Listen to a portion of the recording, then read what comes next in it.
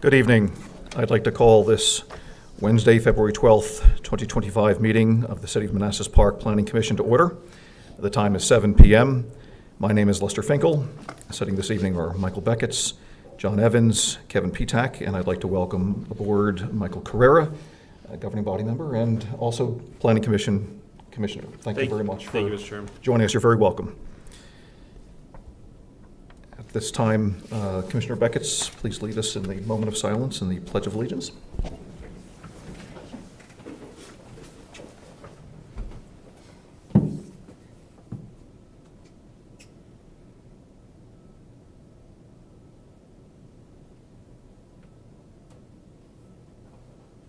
I pledge allegiance to the flag of the United States of America and to the republic for which it stands, one nation, under God, indivisible, with liberty and justice for all. Thank you. Next agenda item is actually approval of the agenda. I don't have any changes for the agenda. So moved. Motion, second. Second. Second. All those in favor signify by saying aye. Aye. Aye. Opposed? Motion carries unanimously. We have adoption of the minutes from our December 11th, 2024 meeting. I don't have any changes to offer. Don't see any others either. I'll ask for a motion to adopt the meeting minutes as is. So moved. Motion and Second. second. All those in favor signify by saying aye. Aye. Opposed? Abstentions? Abstention. Motion carries with 4 votes for and 1 abstention. I don't see any members of the public present. Okay, thank you.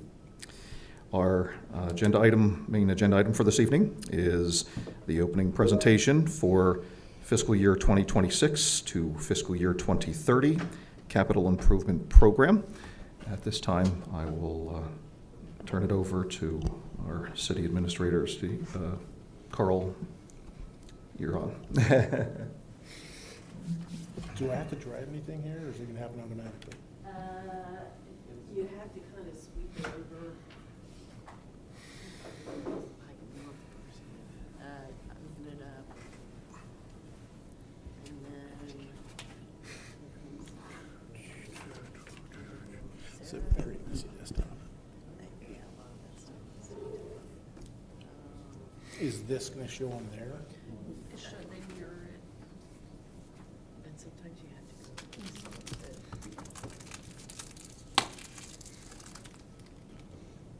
I don't know where the presentation is.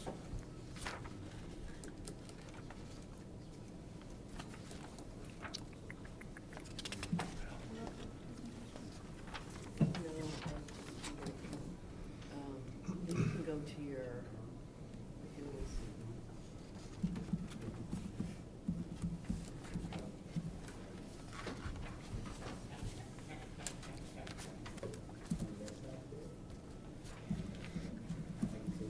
Well, I can get it off here. I apologize. Oh my God, do It's my first go. It's my first try. You're gonna be kind to me. It's today the 11th.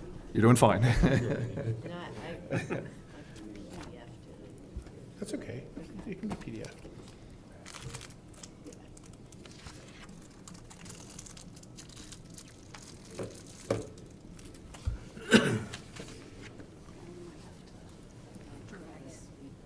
Drag it where? Oh, fun. Okay, I got you. Now I can't see it, and it drives me I can nuts. see it. Okay.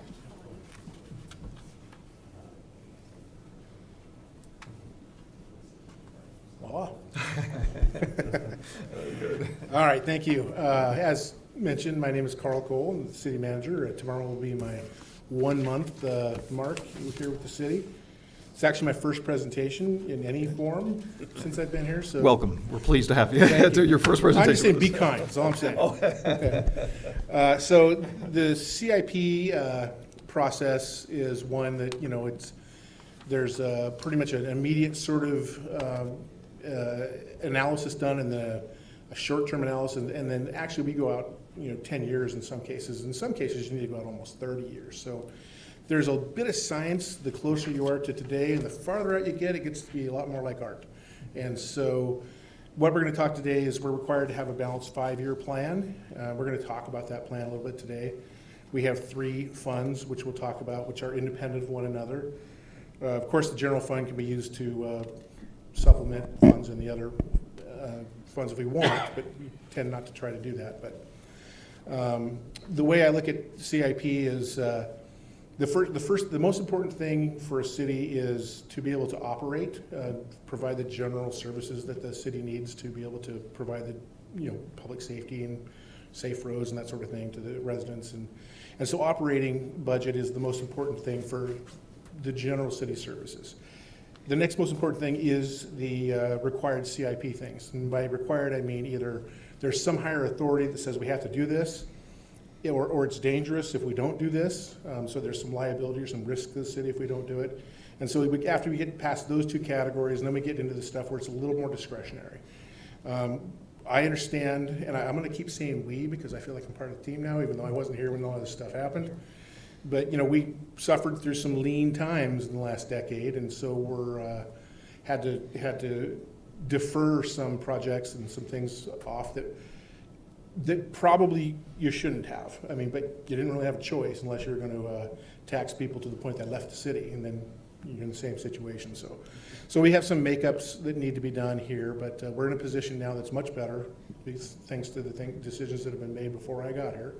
And so I'm going to recommend to you a plan today that is, I think, a reasonable 5-year plan that is based on projections of revenue that they're projections. We don't know how it's going to be. Could be better, could be worse.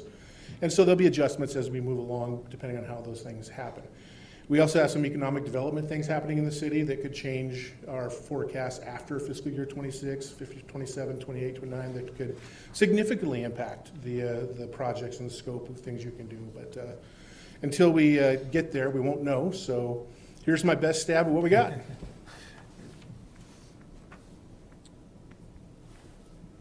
Go.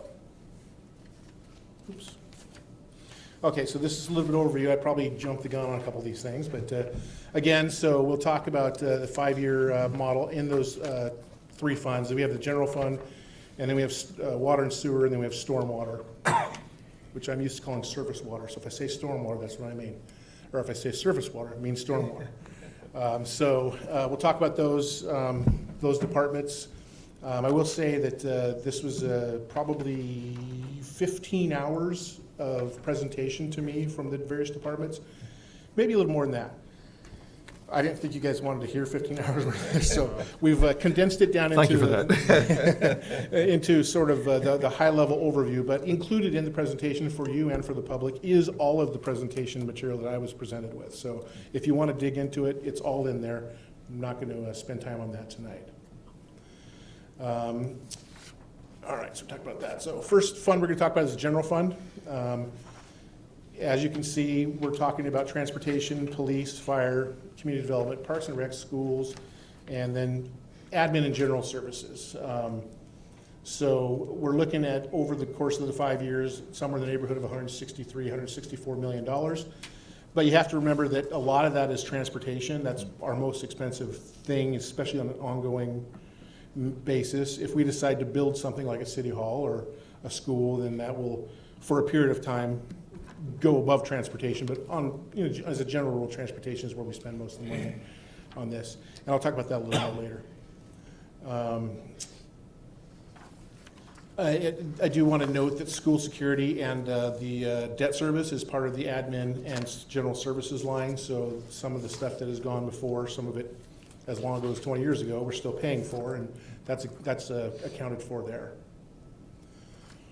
Like I said, a little about just over 163, almost $164 million over 5 years. That's the breakdown. 41% for transportation, like I said, and then on down to debt service and other overhead. And elections is thrown in that administrative category as well. Big chunk is for our vehicles. That includes everything from police cars to snowplows, Vector trucks, all those things, fire trucks. I have never had a fire department before, so this is fun for me and new, but those things are expensive, man. So the non-transportation general fund CIP, this is broken out because we have been very successful at getting other people to pay for our transportation projects. So it's useful to break this out because in reality, if we didn't get some of that grant money and some of that other federal and state money, we probably wouldn't do many of the transportation projects that we're doing. So those funds that we pursue for that are only for that. It's not like we're taking grants and paying for something else. We're getting grants for transportation projects and applying them appropriately to transportation projects. And this has been a great a benefit to the city.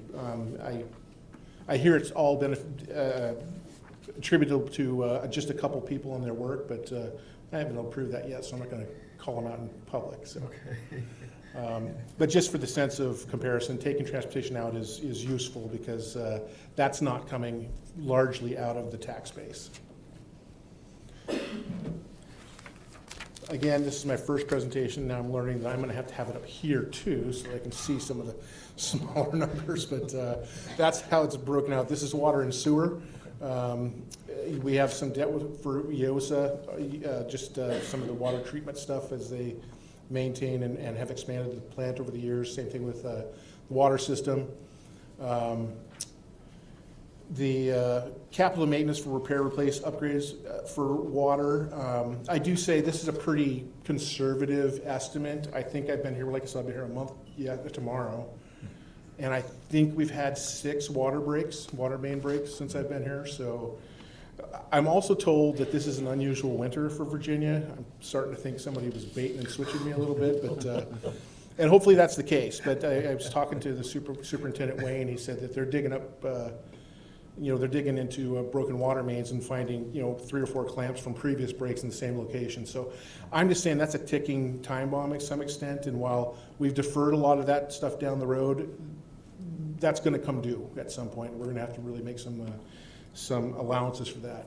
I think there probably are some grant opportunities there as well. We just haven't had the capacity to pursue those up until now, but I'm going to look at that as we move forward as a way to speed up some of that capital stuff in the water system. So otherwise, it's self-explanatory there. Equipment, vehicles, IT stuff. You can't skimp on that. You've probably seen all of the ransomware attacks and the various breaches that have occurred here and there. We've got to make sure Don has all the tools he needs to keep us from having that happen to us. So, and that typically means more frequent upgrades than you would think for these sorts of things. So, or more than you do for your own system at home. So, did I go the right way? No, I did not. Okay. Okay, so not counting debt payments, we spent about $206 million in capital expenditures, of course, across all funds over the next 5 years. So the previous one was just the general fund. This is now water and sewer as well as stormwater.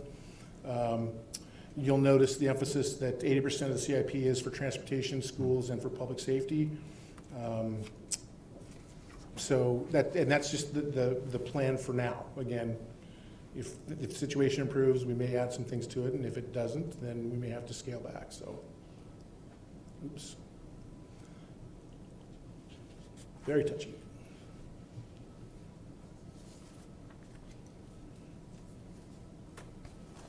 Yeah, this is basically the same information again. I get confused because the title of the slides don't differentiate between the different funds, but again, makes sense to take transportation out of the equation because most of that is funded by external sources. So that's basically it. Again, there's just those 3 funds. We don't have billions of dollars to do a whole bunch of projects. The directors came at us very conservatively in their requests, understanding the situation and hoping for an outlook that improves over the next couple of years. And I think it will. But for now, this is something I think we can afford. As we move into the operational side of the budget, which again is where we pay our people and keep the lights on and that sort of thing, that again may change depending on how that comes out. But that's my presentation for now. If you have any questions, let me know. The department heads are here. If you want to dig into any of the projects, like I said, we've got them all here, and we're happy to go to whatever page you'd like to look at if you want to dig into anything in particular. So. Quick and easy. Are there any initial questions? Commissioner Petek? Yes, on the water and sewer, what type of pipe does the city generally have? Okay, and Calvin's gonna back me up on this. Oh, he's gonna come up and talk. Well, let me take a stab to see if I paid attention. So a lot of the existing infrastructure is cast iron, and over 50 years old.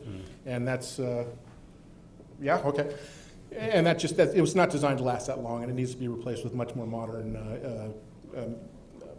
polymers and whatever they use that last for a lot longer and can take more pressure than ours can, so. But it's old infrastructure made with, which was state of the art at the time, but not anymore, so. And how many miles of pipe do we have? Ballpark. It's breaking out the calculator. A lot. You figure as many miles as we have streets plus. Yeah. So, yeah, and generally, what percent are we replacing per year? That's where I was going at with that question. Okay, so I can send you the miles. It's actually in a presentation that I just did for the new city manager here. But we have that somewhere written down how many, at least by GIS, how many linear feet of pipe are installed in the city. It's not a per year thing. What the mode we're currently operating under is we have areas with higher break rates. Right, areas of the city where we know, as Mr. Cole was alluding to, we go down, we dig a break, we might dig the pit and see another clamp there, maybe 2 clamps there. We've been there before. This section of pipe is really vulnerable. Usually it's because it was poorly bedded when it was installed. Today, when you were going to bed new water pipe, we'd use ductile iron, something that's been annealed and strengthened, and it would be laid in a bed of stone dust or 21A so that there's no large rocks or anything anywhere near it. Gives it, the ability to shift in place. A lot of the ductile iron or the cast iron pipe that was installed in the 50s in the older part of the city will dig down. The pipe will be broken at the bottom.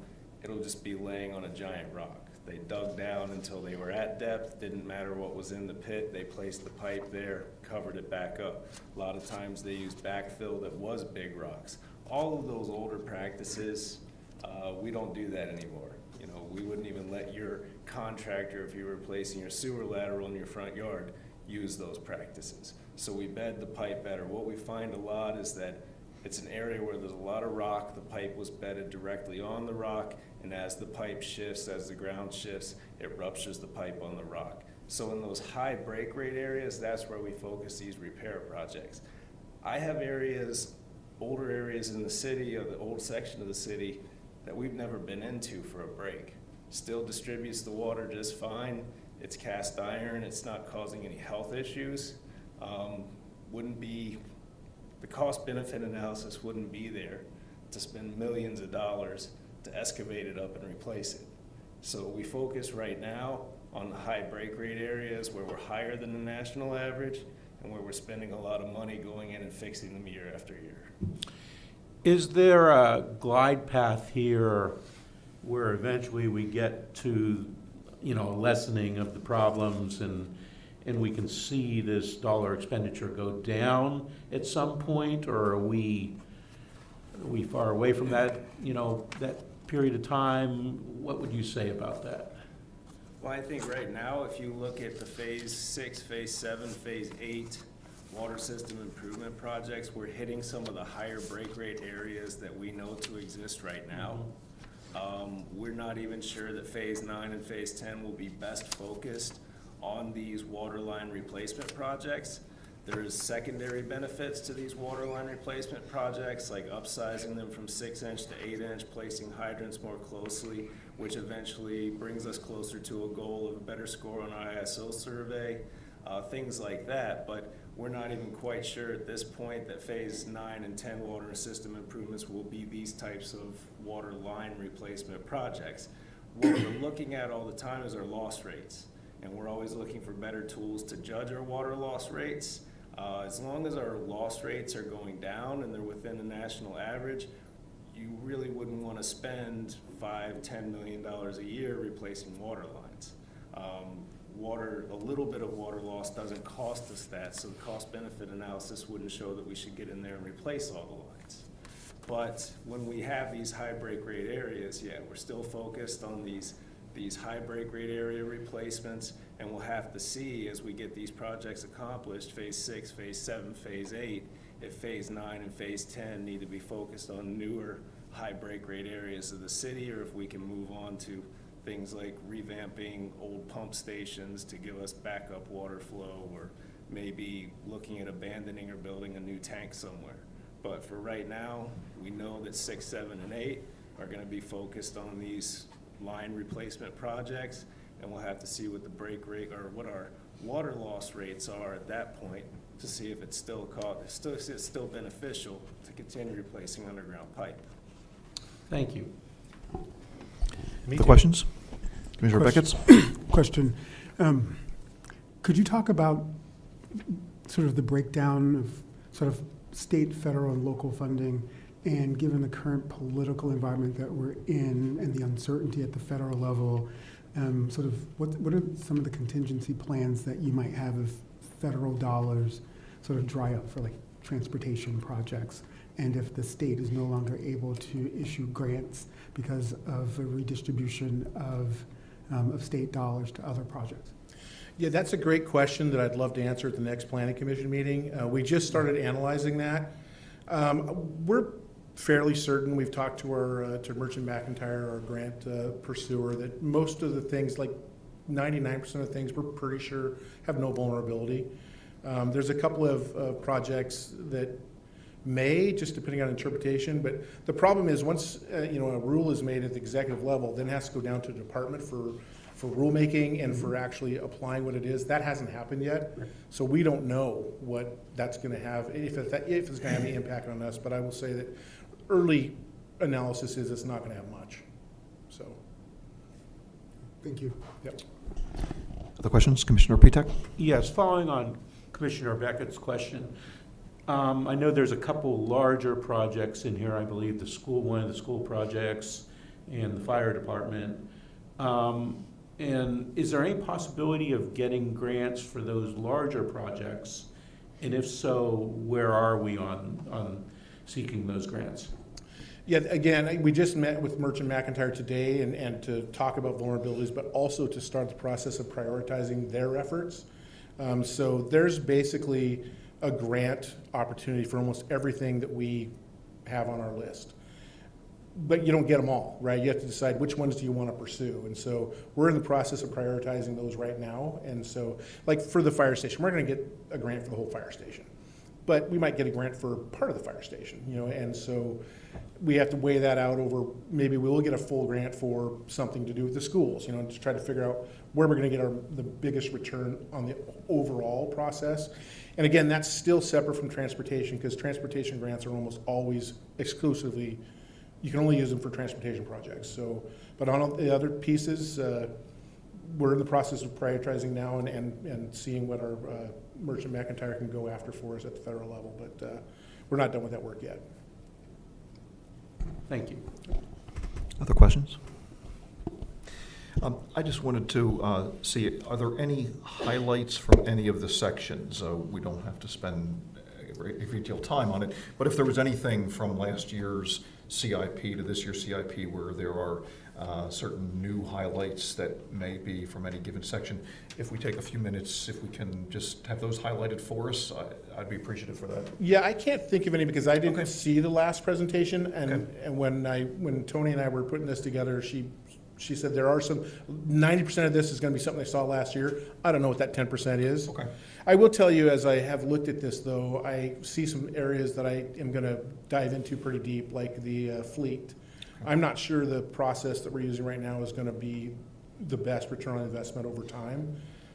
There's a built-in, I think, 3.5% profit for enterprise as the years go on, and that gets pretty sweet for them over time, not very sweet for us. And so I have Mark working on analysis now to figure out where that break point is and if we need to start buying cars rather than leasing them down the road. So, but for me, that out of this entire process, that's the thing I got most excited about was, okay, we need to make sure we're not throwing good money after bad on the fleet, so.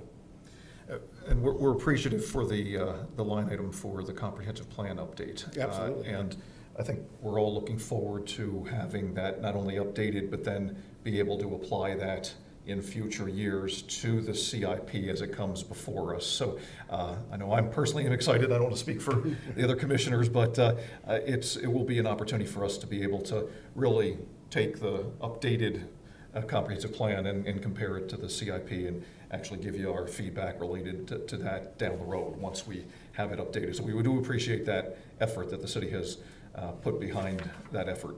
Yeah, I appreciate that too. I think that's going to be one of the most important things we do. It's really hard to look down the road 30 years. Yes. I mean, to me, Sure. what do they say, 1955 is just as far away from 1980 as today is? And Yes. I wasn't even born in 1955. So, even following up on what Calvin said, some of that replacement of some of the infrastructure is going to happen naturally through the course of redevelopment. Sure.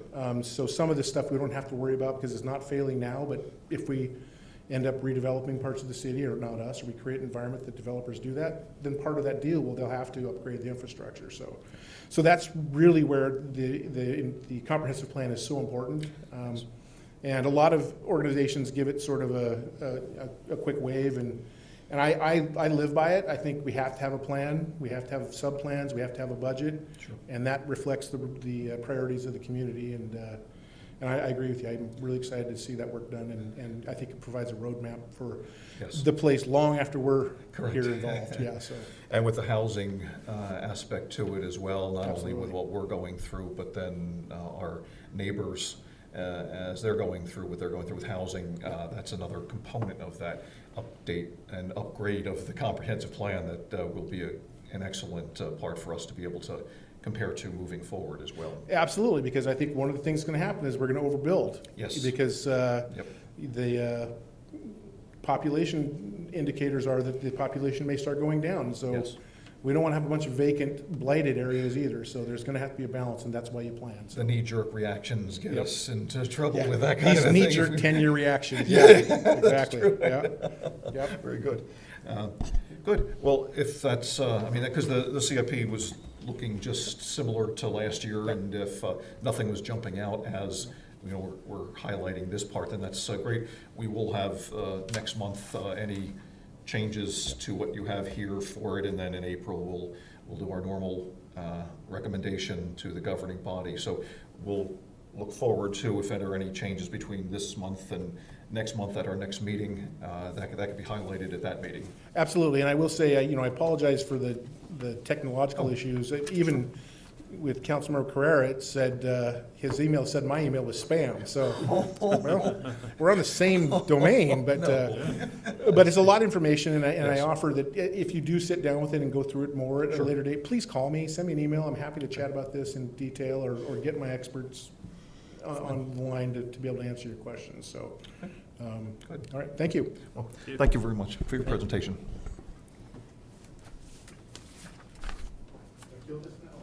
You can, yep, good. Very good. So at this point, we have no unfinished business, no report of special committees, and informational update from community development staff. Commissioner Barry, Administrator Barry, sorry. Thank you. I just have two items.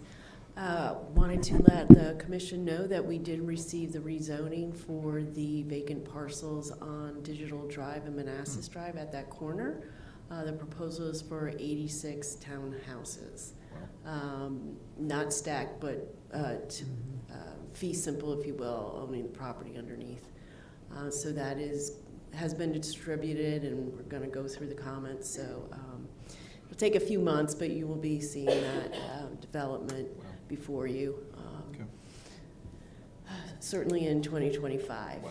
And also, I wanted to let you know that we did hire a new code enforcement officer, and she started a few weeks ago. Her first name is Eva, and I'm not going to say her last name because I will completely butcher it.